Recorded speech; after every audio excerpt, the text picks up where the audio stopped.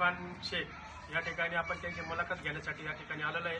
तर आपण त्यांच्याकडून त्यांचा पहिला प्रथम परिचय जाणून घेणार आहोत व ते नेमकं कोणत्या वार्डातून उभा आहे आणि कोणत्या पक्षातर्फे उभे आहेत आपण त्यांच्याकडून जाणून घेणार आहोत. वार्ड नंबर 3 सर्वसाधारण शिवसेना शिंदे या गटातून ते या ठिकाणी उभा आहे आणि त्यांनी समाजास जे मतदार बंधू आहे त्यांच्या भेटीगाठी घेतलेल्या आहे आणि तुम्ही भेटीगाठी घेतल्या तर तुम्हाला या मतदारांच्या काय समस्या जाणवल्या बघ? समस्या बहुतेक साफसफाईनी कचरालाही आहे, स्वच्छतासाठी लोक म्हणत होते. मग आमचे नाले आहे, कब्रस्तानला जे लई मोठे मोठे झाड झाले, आता पाऊस लई झाला तिथलं साफसफाईनी आहे, जनावरांमध्ये फिरते आहे. मग अजून ते लोकांना राहायला घर नाही चांगली, सगळी झोपडपट्टी आहे ते म्हटले लोक. अजून बरेच समस्या आहे, आता सगळं तर मी सांगू शकत नाही तुम्हाला, पण लोक नाराजच आहे. काम होत नाही नगरपालिकेहून असं लोकांचं म्हणणंच आहे का आमच्याकडं नगरसेवक येता आणि इलेक्शनच्या वेळेस आमच्याकडं 10 चक्र मारतो, नंतर कोणी येत नाही असं लोकांचं म्हणणं आहे. भरपूर समस्या आहे. समजा काही लोकांना गोरगरीब जनतेना घरकुलांच्या समस्या आहे नगरपालिकेअंतर्गत, काहींना समजा सांडपाण्याच्या नाल्या व्यवस्थित नाही त्यांच्या घरासमोर, त्यांना त्याचाही सामना करावा लागतो. आता सरांनी तर आश्वासन दिलंच आहे ना, आम्ही जेवढे आमचा एरिया भोगवतात ते काढून सगळ्यांना सगळे जे प्रॉपर्टी ते त्यांची नावावर स्वतःच नावावर करून आणि घरकुल करून सरचं स्वप्न आहे ते करून द्यायचं. आणि माझं स्वप्न तेच आहे, कारण आपला मनातून एकच आहे का आपण एवढे मोठे घरात राहतो तर ते गरीब लोक आहेत त्यांना चांगले घर तरी पाहिजे, डोकेवर एक छत तरी पाहिजे चांगलं, असं आपलं पण मतच आहे आणि आपलं स्वप्नच आहे ते घर चांगलं द्यायचा. मग वॉटर फिल्टर मोठा टाकायला पाहिजे. जे लोक जार घेत आहेत दररोज 20 रुपयाचा एक जार येतो, एक साधा 5 लोकांचं जरी घर म्हटलं आपण तो 2 जार दररोज लागत आहे, महिन्याला 1000-1200 रुपये होत्या. तर ते गरीब लोकांसाठी 1000-1200 लई आहे. तर ते प्रश्न सोडवावे असं आम्ही सरांना पण सांगितलं आणि सरचं पण मत तेच आहे. आणि साफसफाईचा मेन विषय, ते कर्मचाऱ्यांना तिकडं पगारच नाही तर ते काय येतील साफसफाई कचरा गाडी घेऊन? इथं कचरा गाडी येत नाही आमच्याकडं.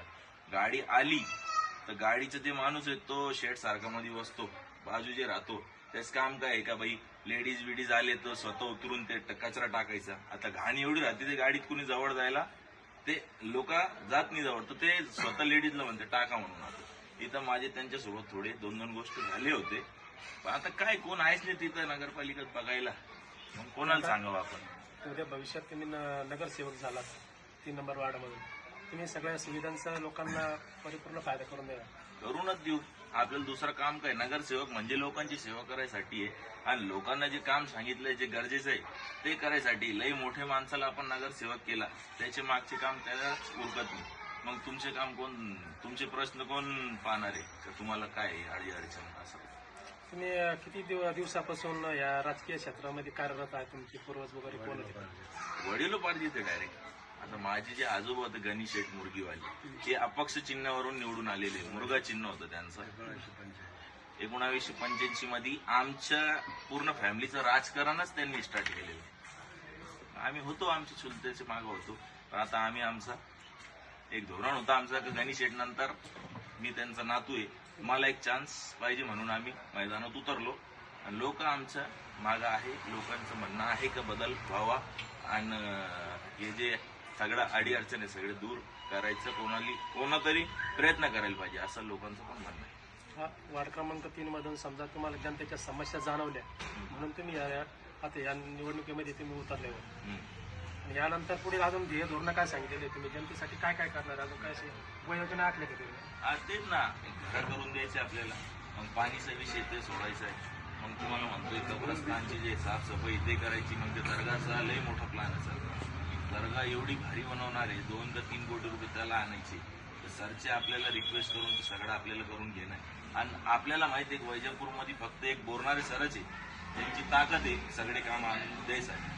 बाकी कोणताच नेता असो किती मोठं, पण ते एवढे कामं जे सरांनी आणले तेवढे कोणीच नाही आणले आतापर्यंत. मंत्री विनायकराव पाटील झाले होते, पण त्यांनी पण एवढे पैसे 3000 कोटी एक पहिला आहे माणूस ज्यांनी आणले. असं आपल्या या परिसरामध्ये आमदार रमेश मंत्री नसून ज्यांनी जास्ती पैसे आणले ना ते बोलणार सर एक त्यांनी आपल्या वार्ड क्रमांक 3 मध्ये बोलणार सरांनी काय काय कामं केली? वार्ड क्रमांक 3 मध्ये आता हॉल झाला लग्नासाठी. तर आमच्या लोकांना लई चांगला झाला तो.